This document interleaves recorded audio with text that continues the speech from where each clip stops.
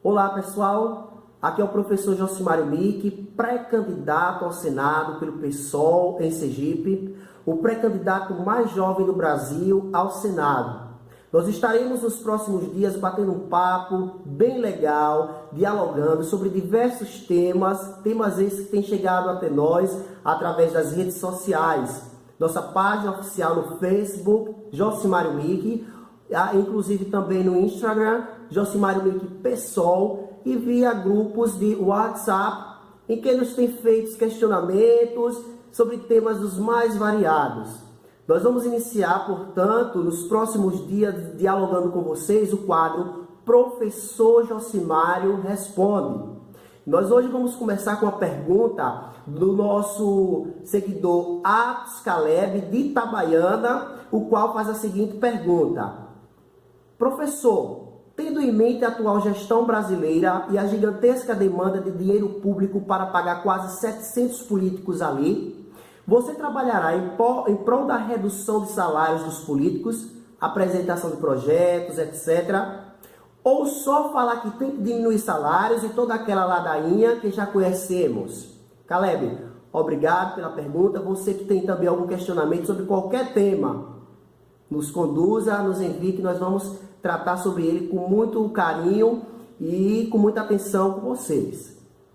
Ora, primeiramente, o que eu gostaria de dizer a vocês é que nessas eleições, os políticos irão dizer tudo que agrada aos nossos ouvidos. Vão dizer que são a favor disso, a favor daquilo, vão dizer que são contra aquilo que a sociedade for contra, ou uma parte dela, dizer que é a favor daquilo que algum segmento disser que é a favor. Isso tudo para ganhar o nosso voto.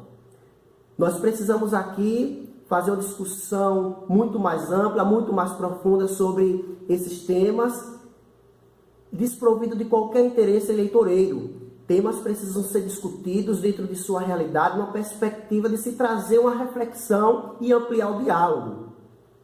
Então, Atos trouxe para nós a questão da quantidade de políticos e a questão do salário desses políticos.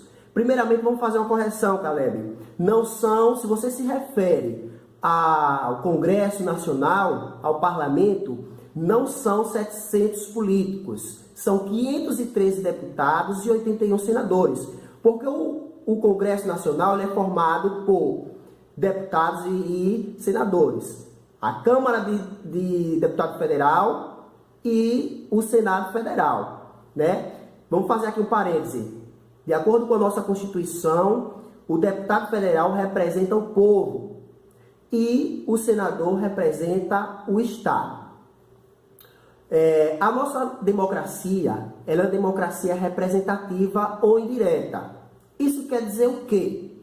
Que nós elegemos um deputado, um senador, para representar os nossos desejos, as nossas necessidades. Imagine vocês que não seria possível toda a população brasileira lá no Congresso para decidir os rumos políticos. Então nós elegemos esses representantes. A população brasileira ela é formada por 208 milhões de brasileiros.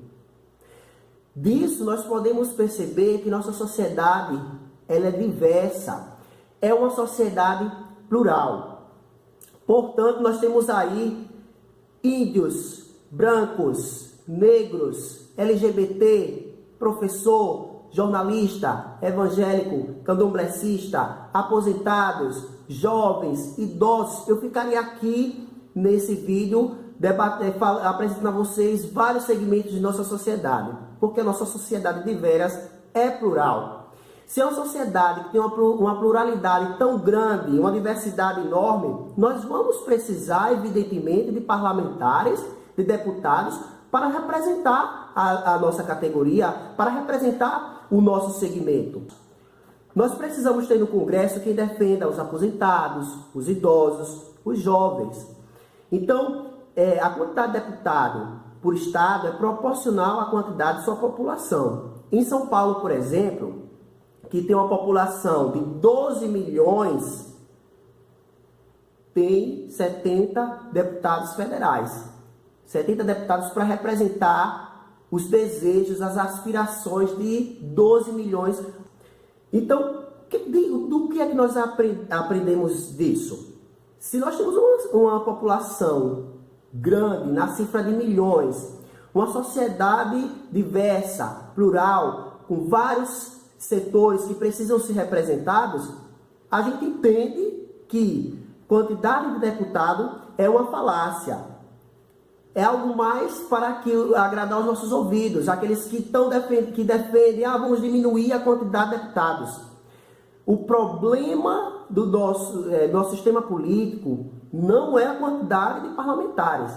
Imagine se nós tivéssemos 513 deputados de qualidade, ficasse ali na base do enfrentamento para defender os direitos da sociedade. O outro ponto dessa nossa discussão refere-se ao salário dos políticos.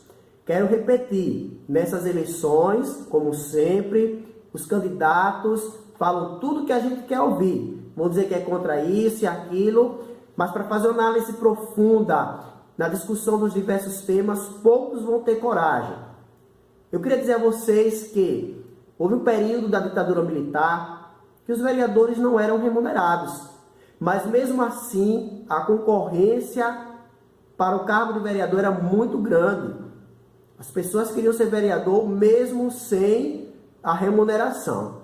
Se a gente vier aqui para Sergipe, o ex-governador Jackson Barreto, ele tem um salário vitalício, isso quer dizer para o resto da vida, de R$ 30.471,11. Ele que fez a pior gestão da história do estado de Sergipe, que é 8 anos no Senado para se redimir. O que nós podemos esperar dele no Senado? Né? Um indivíduo que faliu o Estado vai fazer o que por nós no Senado? Mas ele quer 8 anos. Por quê? Não pelo salário, que o salário ele tem na cifra dos 30 mil. Quer para se perpetuar no poder. É o que a gente diz, a ganância do poder. Porque a política é um instrumento muito importante. É ter nas mãos a possibilidade de mudar a história do nosso país. Para bom, para melhor ou para pior. Eu quero trazer também um outro dado, para a gente poder fundamentar o que nós pensamos em relação à questão dos salários dos deputados. Aquela ministra de Temer, dos Direitos Humanos, Luiz Linda Valois, ela recebia mensalmente R$ 33.700. R$ 33.700, pessoal, é o teto, né, previsto pela Constituição. É o teto permitido para qualquer servidor público receber. Isso implica dizer o quê? Que ninguém, nenhum servidor público, nenhum funcionário público, nem mesmo o presidente, deputado, ministro, pode receber acima de R$ 33.700. Luiz Linda ela já tinha um salário vitalício igual a de Jackson Barreto, de R$ 30.471,10. Ela que entrou com uma ação no judiciário, né, que citou que fazia um trabalho análogo ao trabalho escravo, que inclusive perguntou como é que eu vou comer, mesmo recebendo R$ 33.700. A imprensa caiu em cima, ela desistiu de dar continuidade ao processo, mas não pediu demissão. Ela continuou, mesmo com o suposto salário baixo, ela continuou, né, porque queria acumular um salário de 61 mil. E aí ela desistiu, né, da ação, mas continuou no cargo. Posteriormente, ela, muito pressionada, saiu, abriu mão do cargo. E para encerrar essa questão de fundamentação, o ministro Blairo Maggi, do Ministério da Agricultura, ele é conhecido como o rei da soja. Ele é um dos 60 homens mais poderosos do Brasil. Você acha que ele está no cargo de ministro do Ministério da Agricultura, Pecuária e Abastecimento, por causa dos R$ 33 mil que ele recebe? Não. Ele tem lucros na cifra dos milhões, né? O que a gente precisa entender é que o problema não está na quantidade de parlamentar, porque o nosso país formado por 208 milhões de habitantes, plural, diverso, precisa ser representado. Não está no salário, evidentemente, do parlamentar. Executivos de estatais, de grandes empresas, de multinacionais, recebem salários na cifra dos 200 milhões, 300 milhões, aliás, 300 mil por mês de salário. Mas mesmo assim, eles querem concorrer a um cargo político, né? Querem ser deputados, senadores. Isso se chama, o que nós dizemos, ganância do poder. É o poder pelo poder, né? E aqui nos cabe uma reflexão. A gente se questiona mais, bate mais na questão do salário e esquece do mais importante, a qualidade dos nossos parlamentares, a sua competência, a sua habilidade, o que ele produz, a sua produção. Seria bom que nós tivéssemos 513 deputados, 81 senadores produtivos, que estivessem ali na base do enfrentamento para defender os direitos das pessoas. Porque esses parlamentares, prefeitos, governadores, eles são eleitos com dinheiros, pelo menos das empreiteiras, dos empresários. E eu quero dizer mais, não mudou muita coisa. Hoje as empresas não podem doar, mas os donos podem doar. Mudou do CNPJ para o CPF. A exemplo aqui de Edivaldo. Edivaldo recebeu quase 300 mil, aproximadamente, de um grande empresário imobiliário, para defender as questões, evidentemente, dele. Porque a ocupação Marielle e Anderson foi um exemplo disso. Outras ocupações, eles não se preocuparam em retirar as pessoas de pronto, como ali na Coroa do Meio, um local, né, de especulação imobiliária, os ovos de ouro da questão imobiliária. E ele que foi eleito com dinheiro de empresários do ramo imobiliário. É essa a nossa realidade. Minha gente, o problema não está na quantidade, não está no salário. É justo, por exemplo, que um funcionário de uma empresa que tem boa produção, que tem um rendimento bom, tem um salário justo. Eu não estou aqui defendendo, evidentemente, salários exorbitantes. Eu estou defendendo também que professores tenham salários dignos, que policiais tenham salários dignos, que médicos e outras categorias, né, sejam mais respeitadas pelo poder público.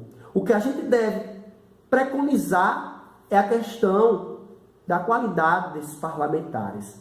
Seria muito bom se nós tivéssemos parlamentares comprometidos com a questão social. Raríssimas exceções, nossos parlamentares são de péssima qualidade, porque eles são eleitos por dinheiros doados e vão defender esses direitos. Seria bom que os nossos parlamentares lutassem para o cumprimento do artigo 6º de nossa Constituição. Eu separei aqui. Repare o que o artigo 6º da nossa Constituição diz.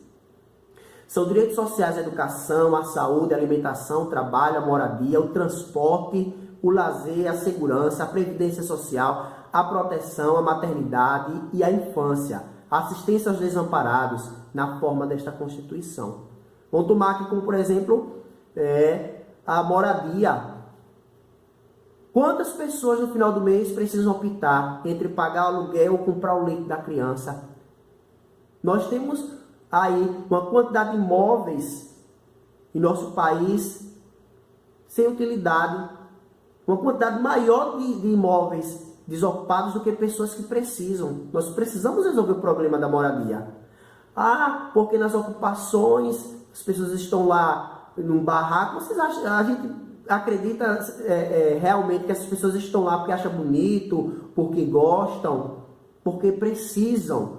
Porque os parlamentares não lutam para que o direito dessas pessoas sejam respeitados.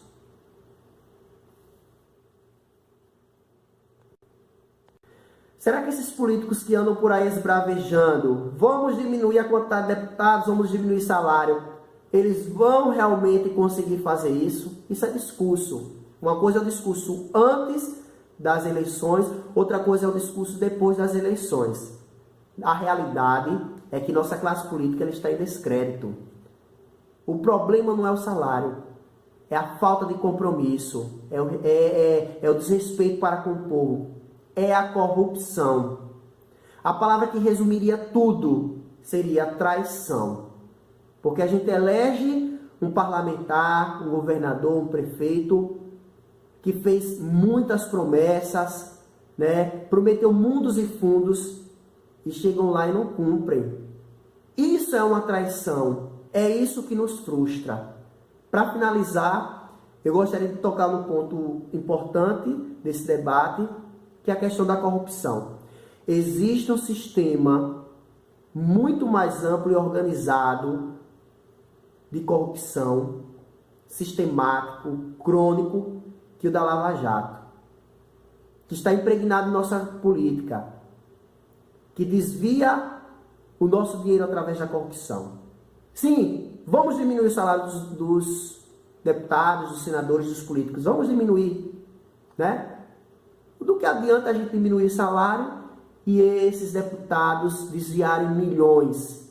Eles até poderiam aceitar. Vamos aceitar submeter a diminuir nosso salário, porque por detrás disso, muitos deles desviam milhões, o que compensa.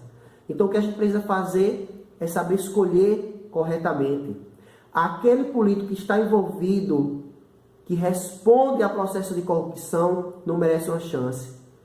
Aqueles que vivem da política, que se alternam no poder aqui do estado de Sergipe, não merecem o nosso voto. E não adianta a gente dizer que vai votar branco, nulo e que não vai votar. Porque se a gente fizer isso, a gente vai manter essa mesma velha política, vai manter o atraso. Vamos tentar renovar. Então, gostaria de deixar essa reflexão. Quem tiver mais perguntas, quem tiver qualquer colocação, fique à vontade.